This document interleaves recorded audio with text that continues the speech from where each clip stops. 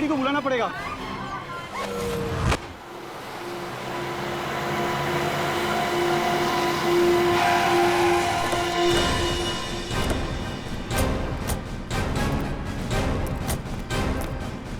पीछे हटिए। Excuse me, पीछे हटिए। हटिए हटिए। किसने फोन किया था? सर मैंने फोन किया था। माय गॉड, इतना सारा खून। क्या हुआ, क्या था? सर बच्चा तेजी से भागता हुआ आया, साइकिल से टकराया और बेहोश हो गया। कहाँ पे? आइए सर मैं बताता आपको। सर इस तरफ। इधर से आ रहा था बच्चा? सर इस तरफ से आ रहा था। ओके।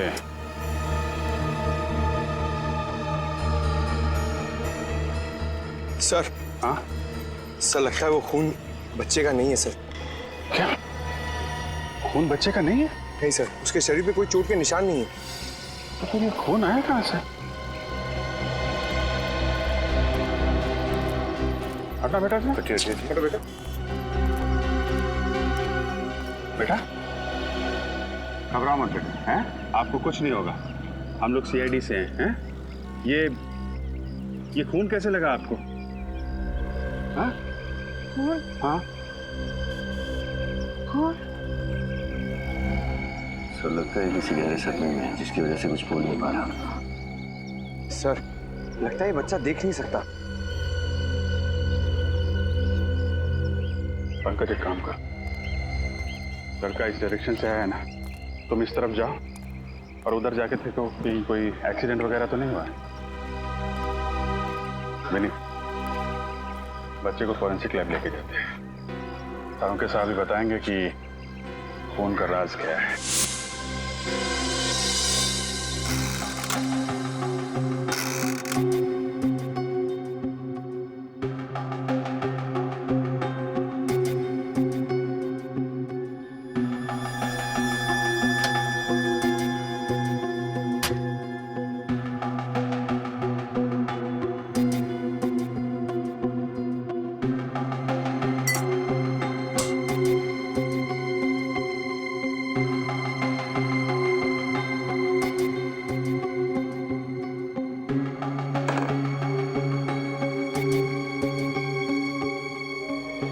करता हूँ सर, बच्चे की टी शर्ट पे पाया गया खून किसी इंसान का ना हो। हाँ अभिजीत, हेमोटेस्ट टेस्ट करते हैं, उसे पता चल जाएगा।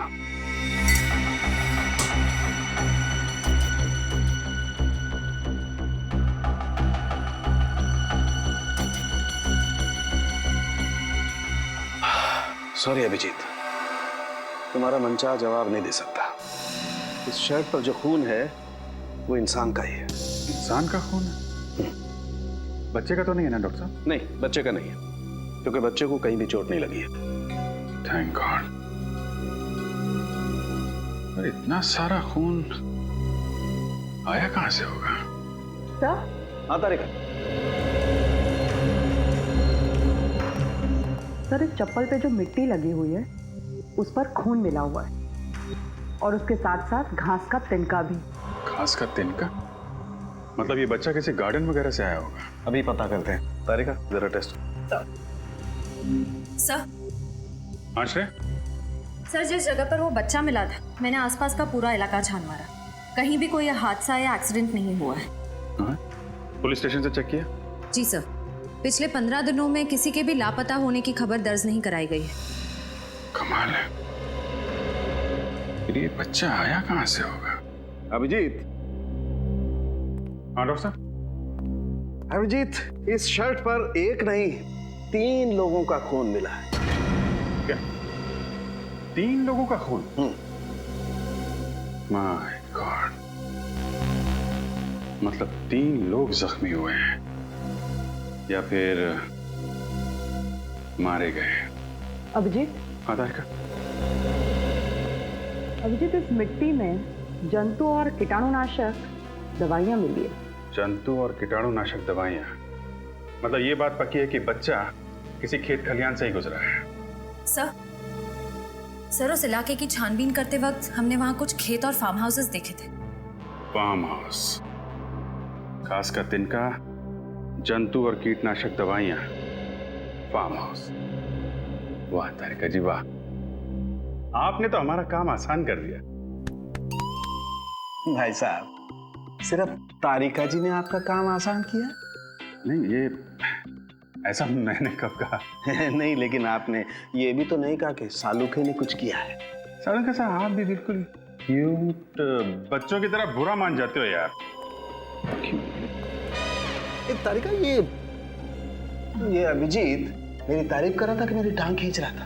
अरे सर, आप भी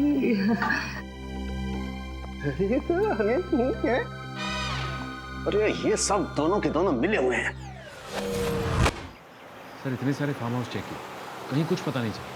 हो सकता है यहाँ कुछ पता चल जाए।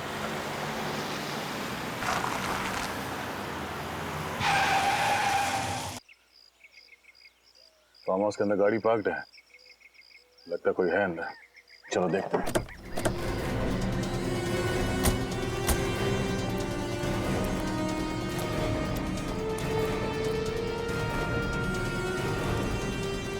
अंदर चल के देखते हैं।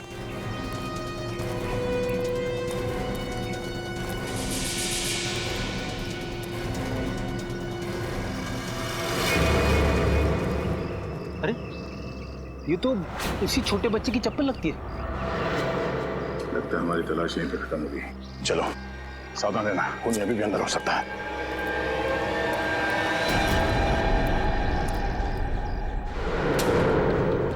कोई है? हेल्प मी, बहुत दूर से आया हूं। Help me.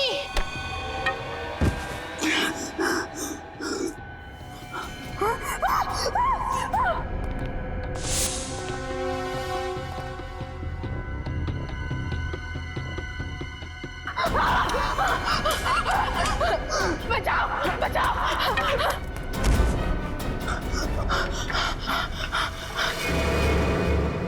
यहाँ पर कुछ भयानक हुआ।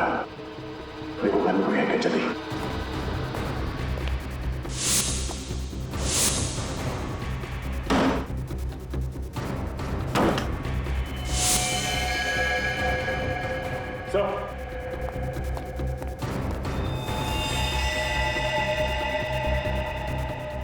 चार लाशें हैं घर में।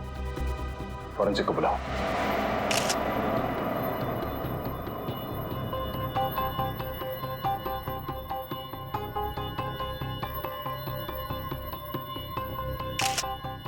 पीठ पर गोली लगी है। कम से कम 2-3 घंटे हुए होंगे इसे मरे। ये काम करो, इस घर की अच्छी तरह से तलाशी लो, एक भी सुराग छूटना नहीं चाहिए। ये है वो 2 लाशें।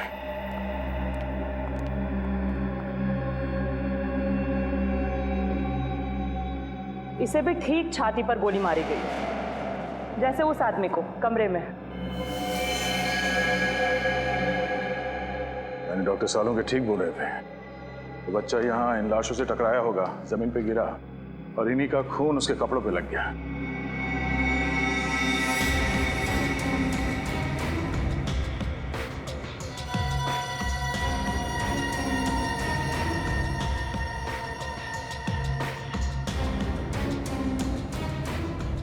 डॉक्टर तारिका, लगता है कि ये सारे खून इसी गन से हुई है। तो खूनी मर्डर वेपन यहाँ पे छोड़ के क्यों भाग गया? मुझे तो लगता है कि इस आदमी ने खुद अपने आप पे गोली मारी है। इस आदमी ने अपने आप पे गोली मारी है? यानी आप ये कहना चाहती हैं कि पहले इस आदमी ने इन तीनों को मारा और उसके बाद खुद अपने आप को गोली मार ली? शायद।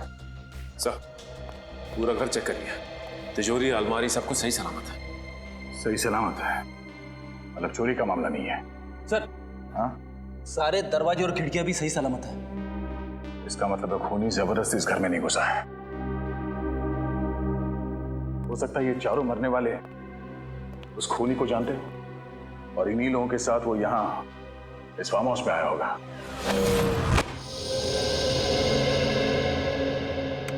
अरे क्या बात है डॉक्टर साहब, आज अकेले ही? क्यों, बहुत तकलीफ हो रही है? लैब अच्छी नहीं लग रही होगी, सुनी सुनी लग रही होगी। तारिका जी नहीं है ना? नहीं नहीं, मेरे वो मतलब नहीं था सर। अरे मैं जानता हूँ तुम्हारा मतलब यार, तुम बोलते कुछ और हो, तुम्हारे मन में कुछ और होता है। अरे सर, मैं इन चारों लाशों के खून के पीछे का मतलब जानने आया हूँ। आपको मालूम है तो बता दो बस। तुम मुझसे क्यों पूछ रहे हो भाई? जाकर के तारिका जी से पूछ लो, वो बता देंगी तुम्हें सब कुछ। सर आप तो बुरा मान गए। सारी दुनिया जानती है डॉक्टर सालुंखे के बगैर सीआईडी में आज तक एक केस भी सॉल्व नहीं हुआ है। अब आया ऊंट पहाड़ के नीचे, है ना? ऐसे बोला करो, अच्छे लगते हो। आओ बताता हूं। अभिजीत, ये जो चारों लाशें हैं, इनमें रायगर मोर्टिस अभी सेट होना शुरू हुआ है। लाशें अभी अकड़ना शुरू हुई हैं और मेरे ख्याल से इनकी मौत सवेरे 7 से 9 बजे के बीच में हुई है। और ये बैलिस्टिक रिपोर्ट क्या कहती है? गोली इसी गन से चली है। चारों की मौत इस गन से निकली हुई गोली से हुई है और इस गन पर खून के छींटे भी हैं। सर किसका खून है ये? सौरभ का खून है। सौरभ को पॉइंट ब्लैंक रेंज से गोली मारी गई है, जिसकी वजह से सौरभ का खून इस पर भी आकर के लग गया है। और एक बात, सिर्फ सौरभ के हाथ पर यहां गन पाउडर के निशान है। गन पाउडर सौरभ के हाथ में? तो आप ये कहना चाहते हैं कि सौरभ ने इन तीनों को गोली मारी और फिर खुद आत्महत्या कर ली? नहीं, मैं खुद कुछ नहीं कहना चाह रहा हूं, जो सबूत हैं वो कुछ कहना चाह रहे हैं। अब एक काम करो, बाकी का काम तुम खुद भी तो करो यार। हाँ ठीक है, करेंगे। हाँ, क्यों नहीं करेंगे?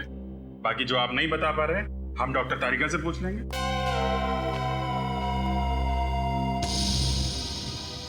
पूर्वी, इस सौरभ के पास से जो गन मिली थी उसके बारे में क्या पता चला? किसकी थी वो गन? वो गन इसी के नाम पे रजिस्टर्ड थी।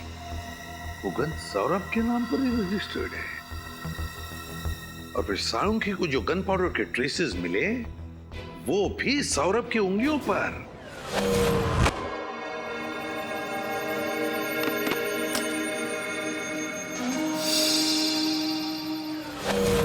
सर ये आनंद की बहन निशा जी आई।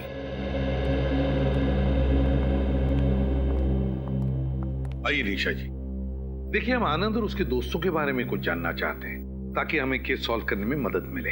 सर ये सब लोग कॉलेज के दोस्त थे और बहुत सालों के बाद मिलने वाले थे, इसीलिए इन लोगों ने प्लान बनाया था कि सौरभ के फार्म हाउस पे जाएंगे। निशा जी, आपने आखिरी बार आनंद से बात कब की थी? आनंद से मेरी लगभग 1 हफ्ते पहले बात हुई थी, लेकिन हाँ, यश का 2 दिन पहले ही मुझे फोन आया था और उसी ने मुझे बताया कि ये लोग फार्म हाउस पे पार्टी करने जा रहे हैं। यश? ये यश कौन है? सर यश भी उन लोगों का दोस्त है और ये सब लोग मिलकर उस दिन फार्म हाउस पर गए।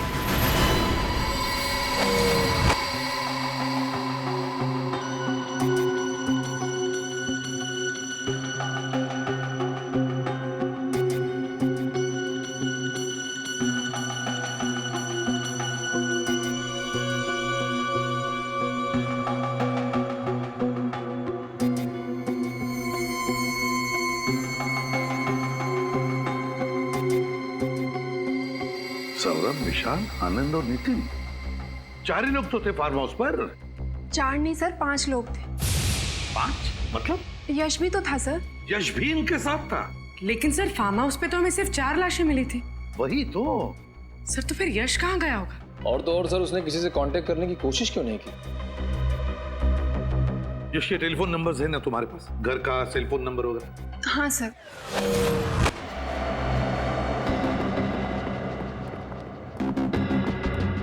ये देखो, कोई सुराग मिला डॉक्टर तारिका? पता नहीं कितने काम का है, लेकिन थोड़ा अजीब जरूर है। क्यों? अजीब क्या है?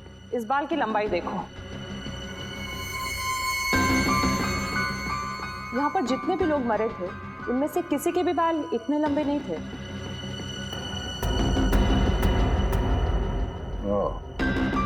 इसका मतलब है इन चारों के अलावा कोई और भी था, या कोई औरत। अब ये तो इस बाल के डीएनए टेस्ट से ही पता चलेगा। हाँ। मोबाइल बंद।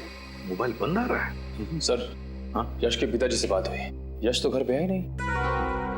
घर पर लौटा ही नहीं, सेलफोन बंद आ रहा है, कुछ तो गड़बड़ जरूर है। यश का फोटो है? हाँ सर, 1 मिनट। काम करो, यश का फोटो सारे police station, railway station, bus stand और चेक नाकों पर भेज दो और दया को भी इन्फॉर्म करो। यश का मिलना बहुत जरूरी है, बहुत जरूरी है। सर,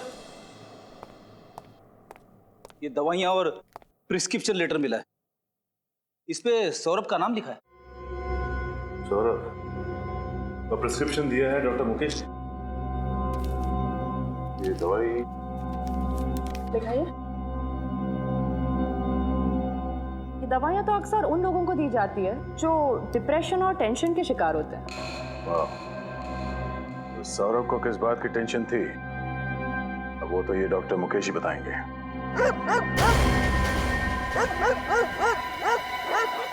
कुत्तों के भौंकने की आवाज पीछे की तरफ से आ रही है, जरा देखो जाके चेक करके।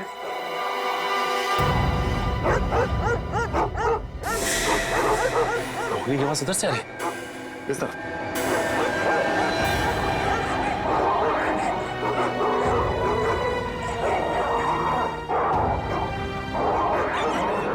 अरे बाप रे, बहुत कितने। हाँ फ्रेडी, लेकिन डरने की जरूरत नहीं, वहां पे कुछ है। चलो।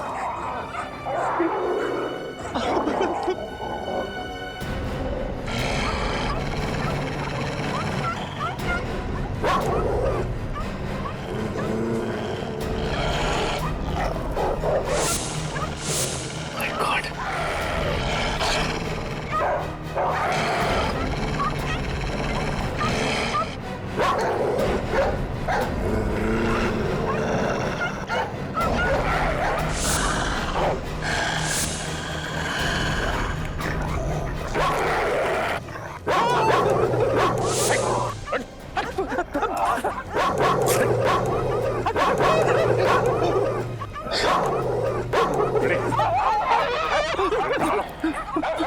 ये ऐसे नहीं मानेंगे।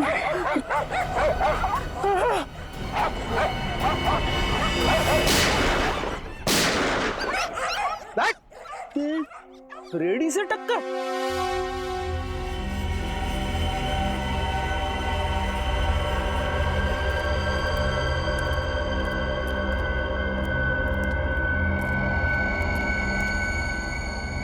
अरे ये तो यश है, सौरभ का 5वां दोस्त, जिसे ढूंढ रहे थे उसी की लाश मिली। हाँ फ्रेडी, हमें लग रहा था कि ये यश अपने दोस्तों का खून करके भाग रहा है, लेकिन ये तो अपनी जान बचाने के लिए भाग रहा था। आपको ऐसा क्यों लग रहा है? ये देखो फ्रेडी, ये इसकी पीठ में यहाँ पीछे से गोली मारी गई है और एक गोली यहाँ किडनी के पास। लेकिन एक बात समझ में नहीं आ रही है, ये सारे खून कर कौन रहा है? Sir I.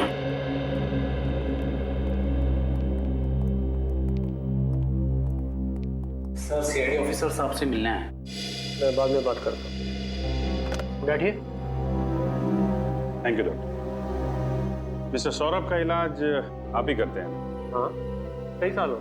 ये दवाइयाँ आप ही ने सौरभ जी को प्रिस्क्राइब की थी? जी हाँ।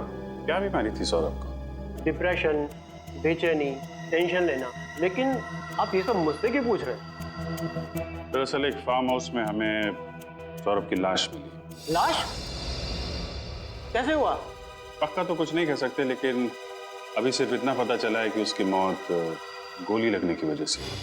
गोली चलाई गई उस पर? सिर्फ उनका ही नहीं, उनके 4 दोस्तों का भी खून हुआ और हमें शक है पहले उन्होंने उन चारों की जान ली, फिर अपने आप को भी मार लिया। मुझे नहीं लगता कि सौरभ ने किसी का खून किया होगा।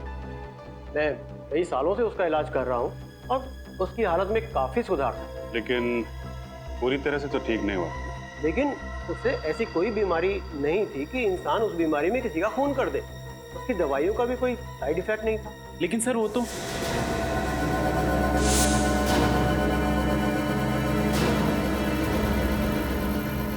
ठीक है doctor, thank you very much.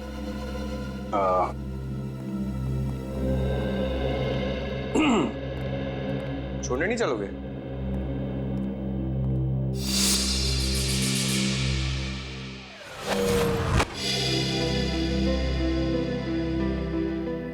अंदर तुम कुछ कह रहे थे, फिर एकदम से चुप हो गए।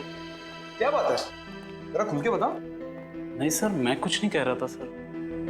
देखो, सौरभ के बारे में जो कुछ भी जानते हो मैं बता दूं। देखिए सर, मुझे ये सब मामले में मत घसीटिए सर। मैं गरीब आदमी हूँ सर, मेरी एक बूढ़ी माँ है सर। कुछ नहीं होगा तुम्हें, ये मेरा वादा है।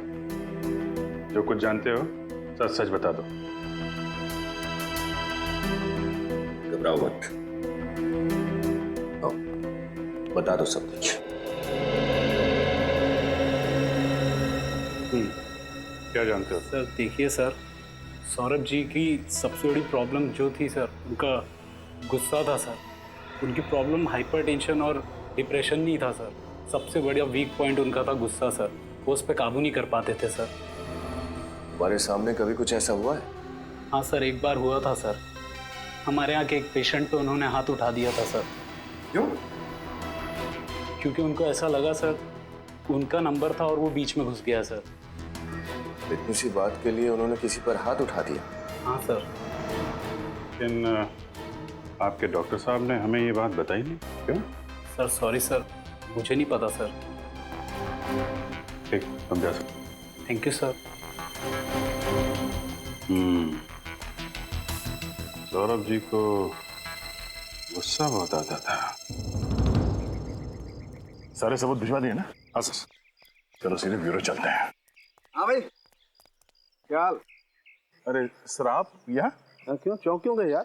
अरे तुम्हारी मदद कर रहा हूँ यार केस में, यहाँ नहीं आ सकता क्या? अरे सर, मेरा कहने का मतलब वो नहीं था। वो मैं मतलब की बात करने के लिए आया हूँ। अच्छा ये बताओ कि तहकीकात करने के बाद तुम लोग किस नतीजे पर पहुंचे अब तक? सर देखने से तो यही लगता है कि सौरभ ने अपने दोस्तों का खून किया और उसके बाद अपने आप को गोली मार ली। कुछ ही घंटों में केस सॉल्व कर दिया हमने। कुछ ही मिनटों में बेवकूफ बन गए आप लोग। क्या कहना चाहते हैं? मैं जो कहना चाहता हूँ दया, वो तुम्हें वहां चल के दिखाऊंगा। आओ मेरे साथ।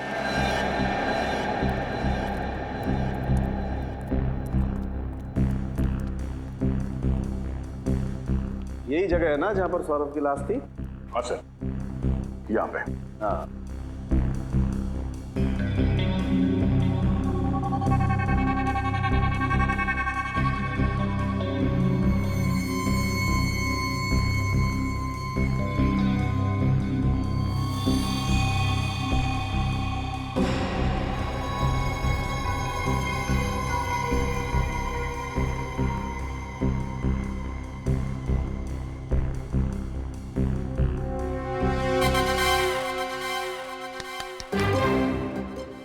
सौरभ बन जा। यानी कि मैं मर जाऊं? डॉक्टर साहब, मैं इतनी जल्दी मरना नहीं चाहता। अरे यार, ये आदमी हमेशा उल्टा ही क्यों सोचता है? फिर मैं तुझे मरने के लिए नहीं कह रहा हूँ फ्रेडी, मैं सिर्फ ये कह रहा हूँ इस सोफे पर जैसे सौरभ की लाश मिली थी वैसे जाकर के बैठ जा। हाँ। सौरभ बैठा हुआ नहीं था, लेटा हुआ था। लेटा हुआ? तो ठीक है, तुम लेट जाओ।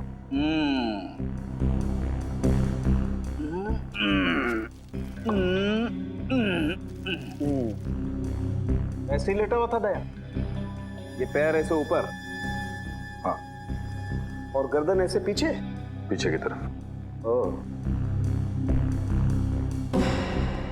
दया, अगर किसी इंसान को अपने आप को गोली मारनी होगी तो स्वाभाविक रूप से उसे थोड़ा सा आगे की तरफ झुकना पड़ेगा। खड़े, आगे की तरफ झुक। अरे क्या मुसीबत है डॉक्टर साहब? अरे मुसीबत कुछ नहीं है, जो कह रहा हूँ कर, आगे झुकना। कैसे झुकूं? अटक जाऊंगा। अरे पैर नीचे कर यार। हाँ। ऐसे ऐसे, ये। अब जैसे सौरभ ने अपने आप को गोली मारी थी ना, वैसे गोली मार। लेफ्ट हैंड से नहीं, राइट हैंड से। सौरभ लेफ्ट हैंडेड था। नहीं, सौरभ राइट हैंडेड था। वो राइट हैंडेड था, ये आपको कैसे पता चला? दया, मैंने सौरभ का ड्रिंक का ग्लास अच्छी तरह से चेक किया है। उस पे जितने भी फिंगरप्रिंट्स हैं सौरभ के, वो सब राइट हैंड के। इसलिए मैं कहता हूँ कि सौरभ राइट हैंडेड था। ऐसे कोई आदमी अपने आप को गोली मारेगा इस तरीके से बैठ करके, तो खोपड़ी से खून के छींटे जाएंगे वहां, इस तरफ, ऊपर की तरफ। लेकिन यहाँ तो खून के छींटे नहीं, खून के छींटे हैं वहां, पीछे की तरफ। वो तभी जा सकते हैं जब आदमी ऐसे लेटा हो और कोई उसे यहां से गोली मारे। पैरों से सौरभ की लाश यूं पड़ी हुई थी। अब दया, मैंने अपनी पूरी जिंदगी में किसी इंसान को ऐसे लेट करके अपने आप को गोली मारते हुए नहीं देखा। इसका मतलब है सौरभ ने आत्महत्या नहीं की थी, उसका भी खून किया गया है। बिल्कुल, सौरभ का खून ही हुआ है और किसी ने उसे तब गोली मारी है जब वो ऐसे पैर फैला करके आराम से सो रहा था।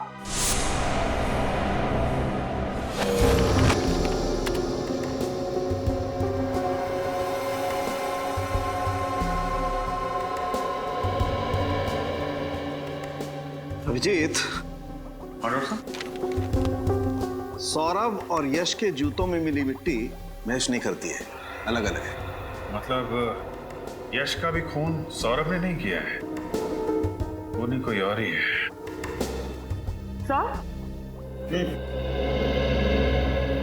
फार्म हाउस में जो बाल मिला था उसकी डीएनए रिपोर्ट आ चुकी है। ये बाल किसी लड़की का है। वाह कारिका जी वाह, आप कुछ ना कुछ नया मोड़ लेके आती है केस में, कैसे कर लेती है? नमस्ते। नमस्ते नमस्ते क्या कारिका जी, आपको समझाती क्यों नहीं है? अरे मैं क्या, अच्छा छोड़िए, क्या क्या पता चला इसे डीएनए रिपोर्ट से? ये लड़की का डीएनए उन 5 मरे हुए लोगों में से एक आनंद के डीएनए से मैच करता है। आनंद के डीएनए से? यानी उसकी कोई रिश्तेदार? आनंद की तो सिर्फ एक ही रिश्तेदार है, उसकी बहन निशा। निशा? लेकिन सर जब निशा ब्यूरो में आई थी तब उसने बताया नहीं था कि वो भी फार्म हाउस गई थी। अपराधी अपने आप तो बोलेगा नहीं कि मैंने अपराध किया है, उससे सच उगलवाना पड़ता है। हाँ? अरे कुछ नहीं, मुझे थोड़ा सा टाइम लगेगा। हाँ, मैं बस थोड़ी देर में रेडी हो जाऊंगी और उसके बाद तुम्हारे पास पहुंचती हूँ। हाँ ऑफ कोर्स। अरे तुझे याद है लास्ट टाइम हम लोग गए थे, कितना मजा आया था। वो सब लोग इस बार भी आ रहे हैं ना? पक्का? ओह वाह, फिर तो बहुत मजा आएगा। अरे हाँ पापा, तुम लोग पहुंचो, मैं बस 5 मिनट में पहुंचती हूँ। कहाँ जा रही निशा? पहले 2-4 बातें हमसे कर लीजिए, फिर हम भी चलते हैं पार्टी में। पार्टी? What nonsense. हम तो सेंस में है मैडम, लेकिन आपको देख के लगता है कि आप अपने होश खो बैठी। आप कहना क्या चाहते हैं? आपको देख के लगता नहीं है कि आपको आपके भाई की मौत का दुख है? ऐसा लग रहा है कि आप पार्टी करने जा रही हैं। देखिए, ये मेरी निजी जिंदगी और मेरी निजी जिंदगी में मैं क्या करती हूँ क्या नहीं, इस बात से आप लोगों को कोई प्रॉब्लम नहीं होनी चाहिए। बिल्कुल नहीं मैडम, लेकिन अगर आप किसी और की जिंदगी के साथ खेल खेलेंगे तो हमें जरूर प्रॉब्लम होगी। लेकिन मैंने किया क्या है? सबसे पहले आपने हमसे झूठ बोला है कि आप उस रात सौरभ के फार्म हाउस में नहीं थे। मैं क्यों झूठ बोलूं? क्यों झूठ बोलेंगे ये आप बताइए, क्योंकि अगर हमने साबित कर दिया तो आपके लिए मुश्किल हो जाएगी।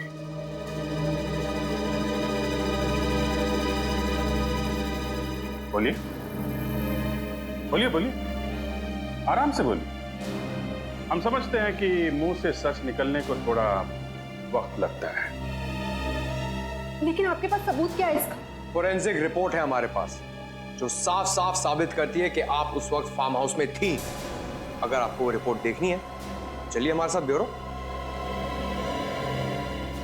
हाँ, मैं उस दिन फार्म हाउस गई थी, लेकिन इस खून से मेरा कोई लेना देना नहीं।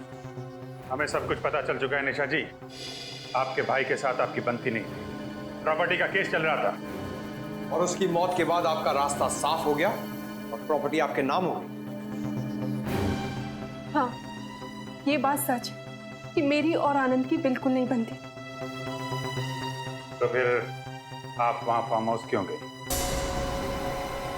क्योंकि सौरभ और बाकी लोगों ने मुझे फोर्स किया, कहने लगे कि इतने सालों के बाद मिल रहे तो तुझे आना ही होगा। मैं गई जरूर थी, लेकिन मैं थोड़ी देर बाद ही वहां से निकल गई। क्यों? क्योंकि उस रात आनंद और मेरा झगड़ा हुआ था और मेरा मूड ऑफ हो गया, तो मैंने वहां से जाना ही जरूरी समझा।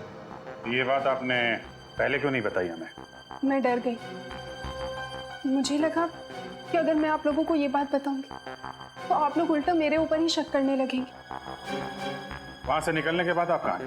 उसके बाद मैं घर पे आकर सो गई थी। वाह, बहाना अच्छा बनाया ताकि किसी गवाह की जरूरत ना पड़े। लेकिन जब तक ये केस सॉल्व नहीं हो जाता आपको ब्यूरो में रहना पड़ेगा।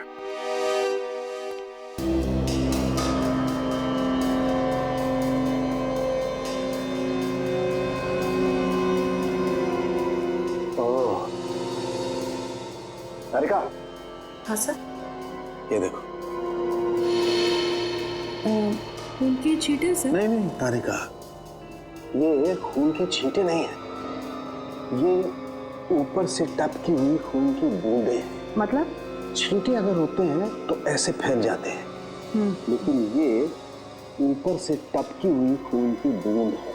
मुझे लगता है वो बच्चा उस हॉल में आया होगा और किसी चीज से या किसी लाश से टकरा के गिर गया होगा, और ये केन भी उसके हाथ से छूटकर जमीन पे गिर गई होगी, और खूनी के कहीं कोई जख्म होगा जिसमें से खून टपक रहा होगा। खूनी बाय द वे इस केन के पास आया और उसके जख्म में से 2 बूंदें खून की टपक के यहाँ लग गई। हम इस खून को चेक कर लेते हैं जैसे बाकी के खून का सैंपल लिया था, फिर मैच करके देखेंगे आखिर ये खून है किसका।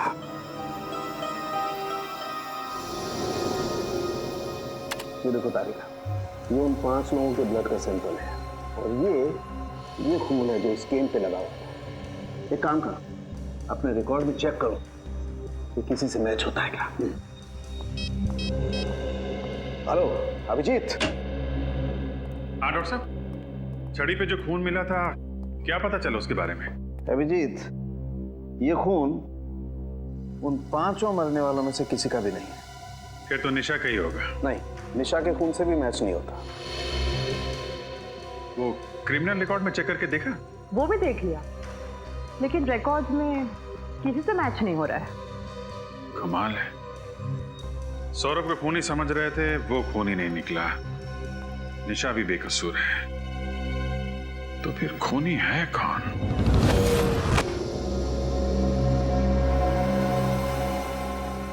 एक बात तो पक्की है कि इन 5 में से किसी ने भी किसी को नहीं मारा और ना ही किसी ने आत्महत्या की है। सर, जिस किसी ने भी ये किया है उसे पहले से मालूम था कि ये 5 दोस्त उस फार्म हाउस में एक ही छत के नीचे मिलने वाले थे। मगर इन 5 को क्यों मारा?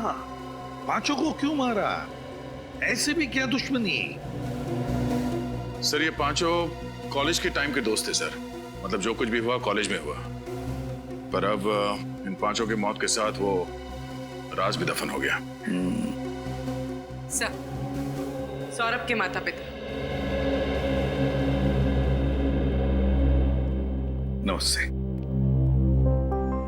माफ कीजिए, हम आप लोगों को थोड़ी तकलीफ दे रहे हैं। बात यह है कि आपके बेटे के खूनी तक पहुंचने के लिए हमें आपकी थोड़ी मदद चाहिए। क्या आपके बेटे का किसी के साथ कोई झगड़ा वगड़ा था? किसी से कोई दुश्मनी? नहीं, दुश्मनी का तो सवाल ही नहीं उठता। बहुत शांत स्वभाव का था सर वो, किसी से ज्यादा बातें भी नहीं करता था वो। अच्छा ये बताइए कि आपका बेटा सौरभ डॉक्टर मुकेश के पास इलाज के लिए जाता था? जी हाँ। लेकिन क्यों? अपने चिड़चिड़ेपन, टेंशन और नींद ना आना, इसके लिए। मगर बचपन से वो ऐसा नहीं था सर, मुझे आज भी याद है। वो कॉलेज की आखिरी दिन वाली पार्टी की रात थी, बस उसी रात से वो ऐसा हो गया। क्या हुआ था उस रात को? पता नहीं सर, बस पार्टी से आया और सीधा ही अपने कमरे में चला गया। 3 दिन तक वो बाहर नहीं आया, ना कुछ खाया ना कुछ पिया, कुछ भी नहीं सर, कुछ भी नहीं। इसीलिए हमने डॉक्टर मुकेश की मदद ली, उनसे हमारे घरेलू संबंध है। बाद में वो धीरे धीरे ठीक भी हो रहा था। ये सब उसके कॉलेज के दोस्तों की वजह से हुआ।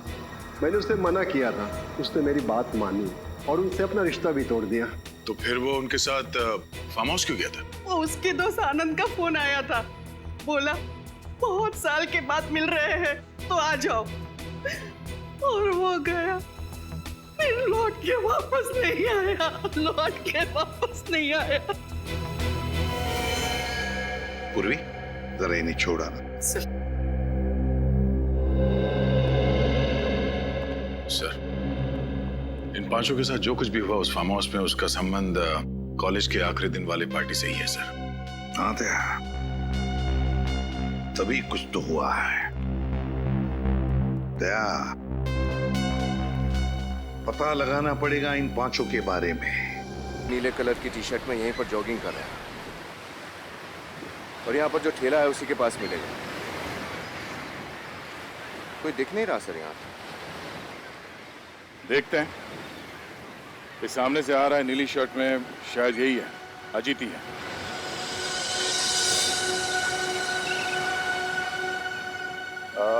मिस्टर अजीत। जी हाँ, आप लोग सीआईडी से? जी। कहिए सर, मैं आपकी क्या मदद कर सकता हूँ? हमें इन पांचों के अतीत के बारे में कुछ जानकारी चाहिए थी, इसलिए हम आपसे मिलने आए। जी हाँ, ये मेरे कॉलेज में थे, सेम बैच। इनमें सौरभ को मैं अच्छी तरह से जानता हूँ। कहिए सर, क्या हुआ? इन पांचों का खून हो गया है। खून? पांचों का एक साथ? आप इन्हें अच्छी तरह से जानते थे, तो क्या आप बता सकते हैं कि कॉलेज के आखिरी दिन में जो पार्टी हुई थी उसमें क्या हुआ था एग्जैक्टली? उस रात, अरे इन पांचों ने तो हंगामा किया था। इन्होंने शराब पीकर गाली गलौज किया था और कॉलेज के ट्यूबलाइट पर शीशे तोड़ दिए थे। इसलिए कॉलेज के डीन ने इन्हें कॉलेज से बाहर निकाल दिया था। तो कैंपस से निकाले जाने के बाद ये लोग कहाँ गए होंगे, कुछ अंदाजा है? सर पक्का तो पता नहीं, मगर ये लोग गुस्से में चिल्ला चिल्ला कर कह रहे थे कि हमें भी इस घटिया पार्टी में नहीं रहना।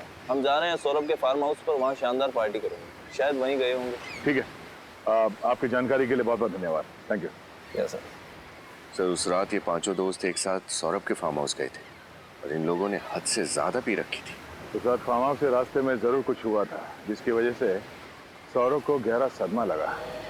पता करना पड़ेगा कि हुआ क्या था उस रात।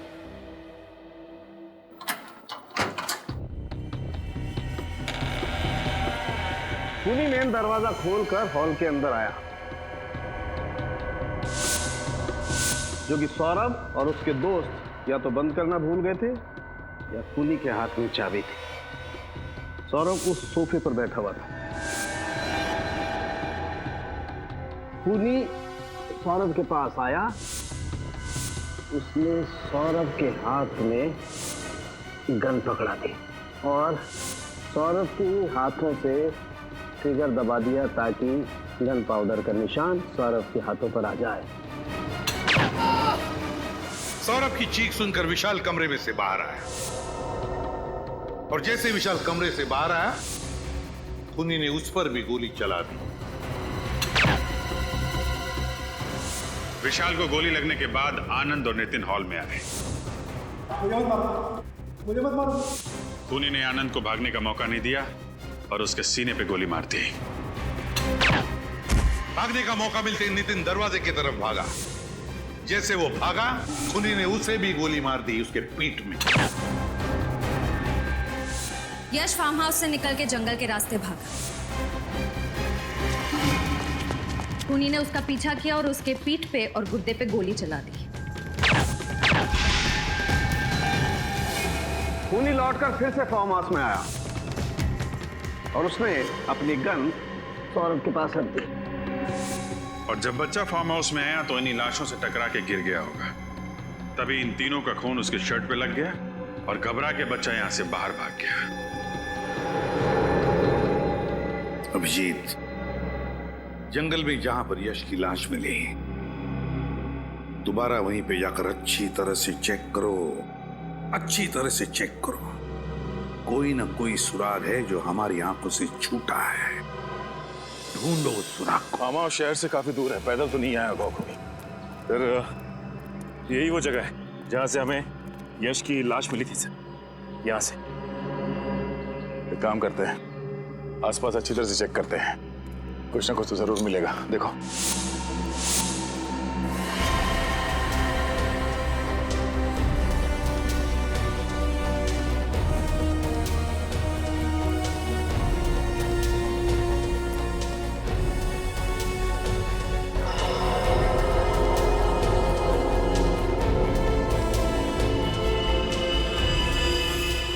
सर, आप रेडी? ये देखिए सर, शर्ट का फटा हुआ टुकड़ा, इस पे खून लगा है। हाँ, इसका मतलब है खूनी यहां से भागा होगा और हड़बड़ी में उसका शर्ट इस झाड़ में फंस गया और उसे पता तक नहीं चला।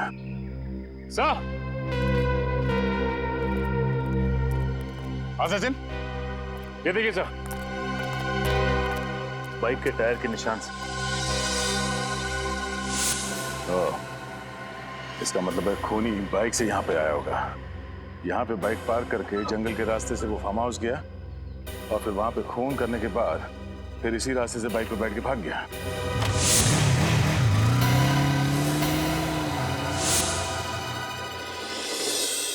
ओके। हाँ सर, उस कपड़े के टुकड़े से उसे पहनने वाले का पता चला? देखो दया, कपड़ा किसने पहना था, खूनी कौन है, ये ढूंढना आप लोगों का काम है।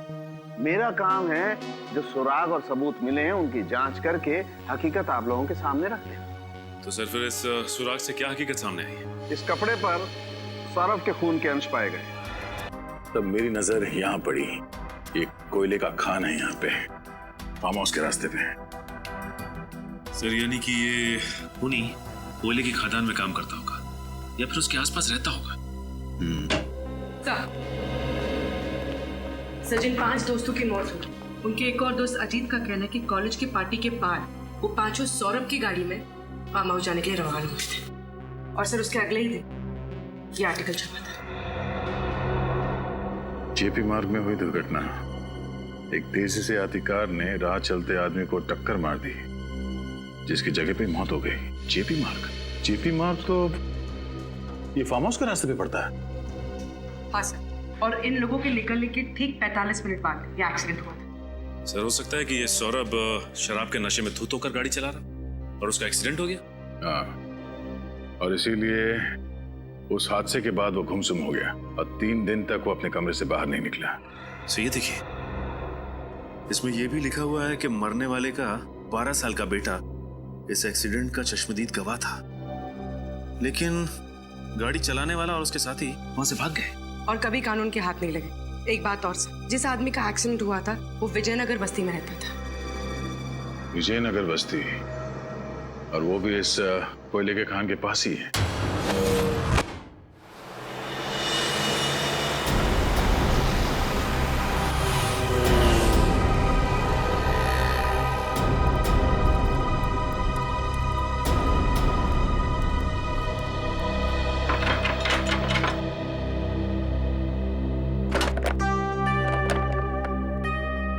किससे मिलना आप लोगों को? जी आप ही से मिलना है, हम लोग सीआईडी से हैं। सीआईडी? जी। ये फोटो आपके पति की है? जी हाँ, इनको गुजरे तो 8 साल हो गए। इनकी मौत एक रोड एक्सीडेंट में हुई थी। हाँ, लेकिन 8 साल पहले के केस में सीआईडी को क्या दिलचस्पी हो सकती है? फिलहाल हम एक केस की तहकीकात कर रहे हैं जिसका संबंध आपके पति की मौत से है। मैं कुछ समझी नहीं। इस अखबार के हिसाब से जब आपके पति का एक्सीडेंट हुआ था उस वक्त आपका बेटा इकलौता चश्मदीद गवाह था, है ना? हाँ था तो, लेकिन उसका कुछ फायदा नहीं हुआ क्योंकि मेरे पति के खूनी पकड़े नहीं गए। अब आपका बेटा काफी बड़ा हो गया होगा। जी हाँ, बड़ा भी और समझदार भी। बहुत छोटी उम्र में घर की सारी जिम्मेदारियां संभाल ली थी उसने। आपका बेटा अभी घर पर नहीं है? जी नहीं, बाहर गया है किसी काम से, आता ही होगा। क्यों?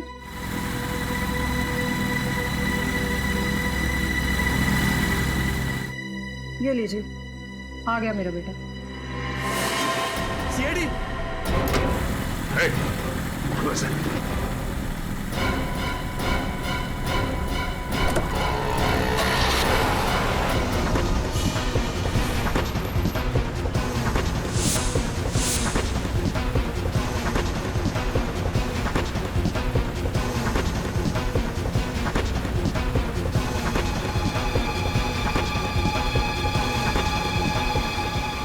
बच के जाएगा कहाँ है?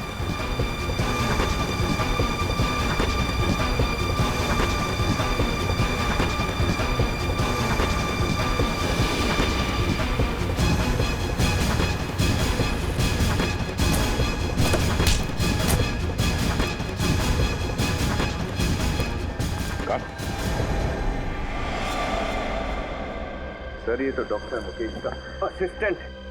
हमारा इलाज नहीं करोगे? हाँ? रंजीत, डॉक्टर मुकेश का असिस्टेंट रंजीत, उन 5 लोगों का खून तुमने ही किया है ना? हाँ, मैंने ही खून किया है, लेकिन मुझे इस चीज का कोई पछतावा नहीं है, क्योंकि उनको जीने का कोई हक नहीं था। क्योंकि उनकी वजह से तुम्हारे बाबा की एक्सीडेंट में मौत हो गई थी। हाँ? हाँ, मेरे बाबा ने मेरे आंख के सामने दम तोड़ा।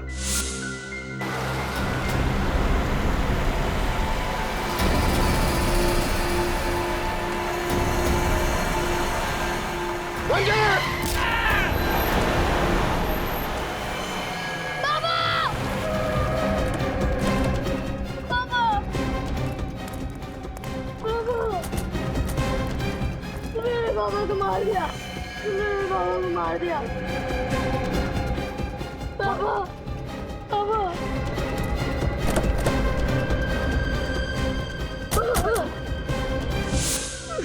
मैं उन्हें बचा भी नहीं सका, लेकिन वो 5 लोग बचा सकते थे।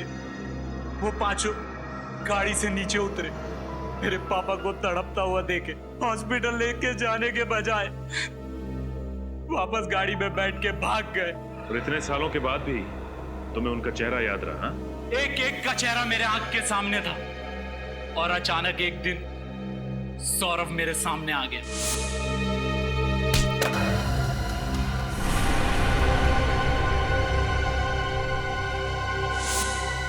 और मैंने उसे फौरन पहचान लिया और मैंने उसका पीछा किया। पीछा करने के बाद पता चला कि वो डॉक्टर मुकेश के पास अपना इलाज करवाता है। और इसीलिए बतौर असिस्टेंट तुमने डॉक्टर के यहाँ पे नौकरी कर ली? हाँ, एक दिन मेरे हाथ सौरभ की फाइल लगी जिसमें सौरभ ने एक्सीडेंट वाली बात कही थी, और उसने डॉक्टर से कहा था कि उस एक्सीडेंट की वजह से मेरे बाबा की मौत हो गई। और फिर मेरा शक यकीन में बदल गया। और फिर तुमने बदला लेने का प्लान बनाया? हाँ, मुझे पता चल गया कि ये 5 दोस्त फार्म हाउस पे मिलने वाले हैं, तो मैं इसलिए वहां पहुंच गया। और सुबह तक इंतजार किया कि कब सब सो जाएंगे और तुम अपना बदला ले लो। पर सौरभ की गन वो तुम्हें मिली कहां से? एक दिन पहले जब सौरभ क्लिनिक आया था, मैंने उसकी चाबी चुरा ली और फिर गाड़ी में से गन, फिर चाबी मैंने टेबल पे हिसाब से रख दी थी।